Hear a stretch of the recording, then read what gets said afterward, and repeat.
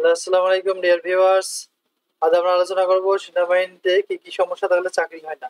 এই সমস্যাগুলো, যে সমস্যাগুলোর কারণে আসলে চাকরি হয় না, তাই নির্দিষ্ট দিনে সেনাবাহিনীর লাইনে দাঁড়ানোর পরবর্তীতে রিজেক্ট হতে হয়। আজ মূলত আমাদের এই নিবন্ধটিতে আপনাদেরকে জানাতে চলেছি কি কি সমস্যা থাকলে সেনাবাহিনীতে চাকরি হয় না সে সম্পর্কে বিস্তারিত।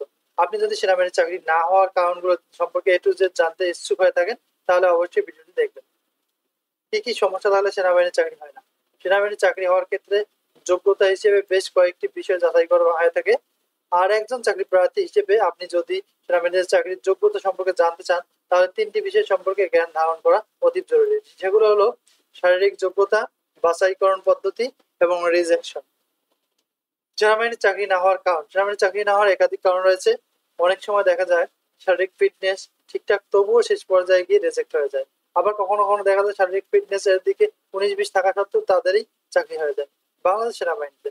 এই বিষয়গুলো নজরে আসার কারণে মূলত অনেকেরই মনে প্রশ্ন জাগে যে সেনাবাহিনীর চাকরি না হওয়ার মূল কারণগুলো কি।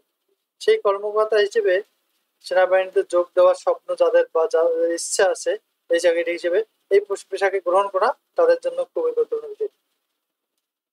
আর আমরা সবাই জানি বাংলাদেশ সেনাবাহিনীতে নারী এবং পুরুষ উভয় নিয়োগ হয়ে থাকে।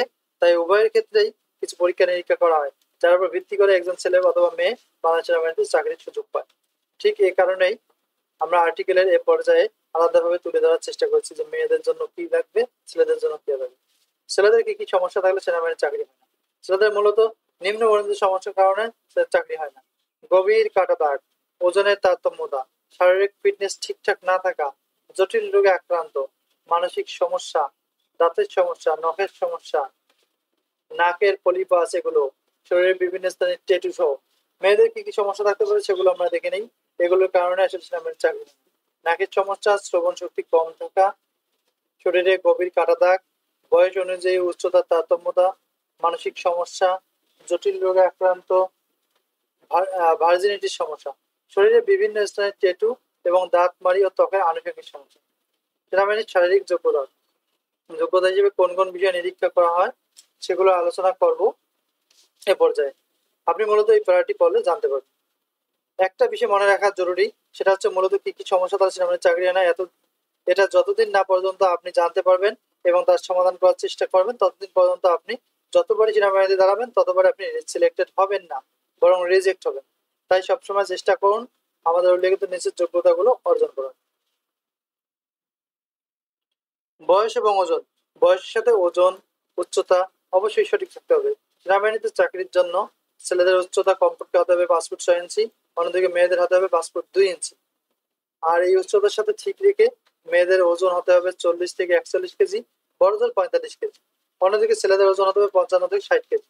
তবে বয়স এবং ওজন, সে সাথে উচ্চতা, এগুলো মূলত সেনাবাহিনীর চাকরির সার্কুলার গুলোতে সর্বদাই উল্লেখ থাকে, তাই আবেদনের সময় তদারকি করে নেওয়া হয়। গভীর কাটা দাগ যে থাকে এগুলো আপনারা পরে নেবেন। টাক মাথা, অর্থাৎ মাথায় চুল নাই, তুলনামূলক চুল কম, এগুলো। অতিরিক্ত দাঁত, স্বাভাবিকভাবে যেগুলো আমাদের দাঁত থাকে তার থেকে 2-4টি অতিরিক্ত দাঁত থাকলেও প্রবলেম হতে পারে।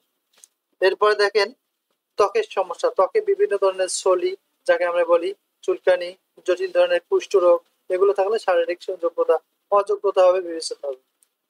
ট্যাটু লাগানো, আপনার হাতে বা শরীরে কোনো স্থানে কারো নাম বা কোনো অক্ষর, যে কোনো প্রকার ট্যাটু লাগানো থাকলে আপনি অযোগ্য হবেন। হাত ঘেমে যাওয়া, অনেকে ভাত অতিরিক্ত ঘেমে যাওয়ার সমস্যা রয়েছে। শরীরে হাত হবে অতিরিক্ত ঘেমে যাওয়ার সমস্যা রয়েছে, যেটা সত্যি অনেক বেশি অসুস্থ করে। যদি সেনাবাহিনীতে আবেদন করার প্রার্থী হাত ঘেমে যায়, তখন তারা কিন্তু চেক করে, হাত ঘেমে গেলে তারা কিন্তু রিজেক্ট হয়ে যায়। নাকের সমস্যা, নাকের পলিপাস এর সমস্যা থেকে থাকে। আবার অনেকের এক নাক বন্ধ, অন্য নাক খোলা, এ ধরনের সমস্যা থাকতে পারে। চোখের সমস্যা, চোখে একটি চোখে বেশি দেখে আর একটা কম দেখে, অর্থাৎ চোখের মাপ আমরা অলরেডি বলেছিলাম 6-6 থাকতে হবে, দুইটাতে সমান থাকতে হবে। ঠোঁট কাটা, জন্মগতভাবে অনেকেরই ঠোঁট কাটা বা কান কাটার মতো সমস্যা থাকে। তারপরে মাদকাসক্ত, যারা নিয়মিত ধূমপান করেন তাদের অবশ্যই পরীক্ষা নিরীক্ষা বা তারা অবশ্যই ধরা পড়বে সেখানে, তখন তাদের রিজেক্ট করা হবে। তোতলা, অনেক সময় কথা বলার সময় তোতলায়, কথা বলতে গেলে অনেক সময় প্রবলেমে পড়ে, এ ধরনের।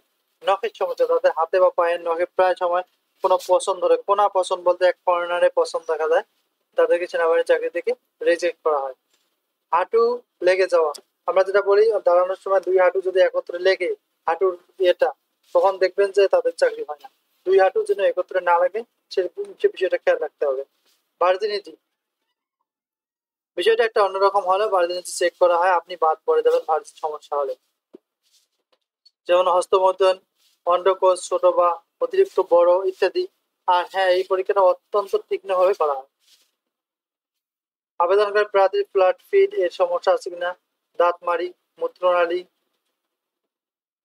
সেনাবাহিনীর চাকরিতে বাধা সৃষ্টিকারী রোগের নাম, সেগুলো হলো হার্নিয়া, পাইলস, সুলি, ক্ষেত্ররোগ, কুষ্ঠরোগ, হাত কামা রোগ, ফ্ল্যাট ফিট, কোষপাসরা, চুলকানি, যৌন রোগ এবং মানসিক সমস্যা।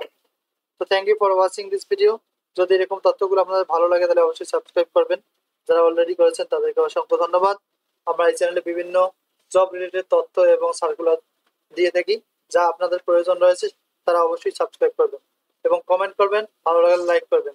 Thank you for watching this video.